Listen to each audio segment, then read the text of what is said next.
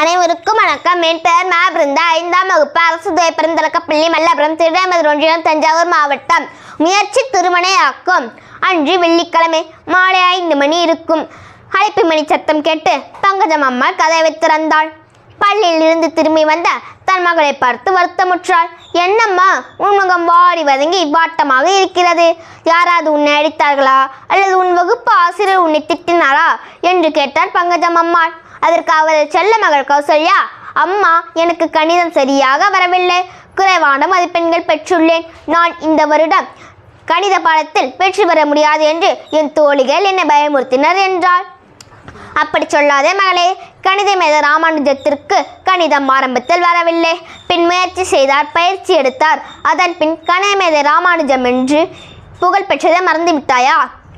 அது மட்டுமல்ல, ஒரு உண்மை சம்பவம் உனக்கு சொல்லட்டுமா என்று கூறினாள் பங்கஜம் அம்மாள். சொல்லுங்க அம்மா என்றாள் கௌசல்யா. பிரான்ஸ் நாட்டில் எத்தனையோ அறிஞர்கள் தோன்றியுள்ளார். எந்த நாட்டிலும் குழந்தைகளுக்கு என்று சிலர் தான் கதை எழுதுவார்கள். அதுபோல பிரான்ஸ் நாட்டில் ஒரு குழந்தை எழுத்தாளர் தோன்றினார். குழந்தைகளுக்காக கதைகள் எழுதுவார், கட்டுரைகள் எழுதுவார். அவற்றை பத்திரிகைகளுக்கு அனுப்பி வைப்பார். அவர் அனுப்பிய புத்தக பார்சல் அவர் வீட்டுக்கு திரும்ப வந்துவிடும். இதுபோல 15 முறை அனுப்பிய கதைகளும் திரும்ப வந்து விட்டன. சிலரிடம் சென்று வாய்ப்புகள் கேட்டார், கிடைக்கவில்லை. வசவுகள் மட்டுமே கிடைத்தன. நிறைவாக 16வது முறையும் கதைகளை அனுப்பி வைத்தார். பத்திரிகையாளரும் பதிப்பகத்தாரும் ஆன ஒருவர் அவர் அனுப்பிய பார்சலை திருப்பி அனுப்பினார். அத்துடன் ஒரு துண்டு கடிதம் எழுதியிருந்தார். துண்டு கடிதத்தில், உங்கள் கதையை படிப்பிக்க முடியாமைக்கு வருந்துகிறோம். நீங்கள் இனிமேல் பேனா பிடித்து எழுதுவதை விட வேற வேலை பார்க்கலாம் என்று எழுதியிருந்தார். மிகவும் வருத்தமுற்றார் குழந்தை எழுத்தாளர். கோபம் வந்தது. சமையல் அறையில் இருந்து கொண்டிருந்த தீயில் எழுதிய கைப்பிரதியை எரிக்கப் போனார். அப்பொழுது அவர் மனைவி, என்னங்க, எனக்காக இன்னும் ஒரு முறை முயற்சி செய்ய முடியுமா என்று உருக்கமாக வேண்டுகோள் விடுத்தார். எழுத்தாளர் மனைவிக்காக ஒரே ஒரு முறை முயற்சி செய்யலாமே என்று ஒரு பதிப்பாளருக்கு அவர் எழுதிய கைப்பிரதியை அனுப்பி வைத்தார்.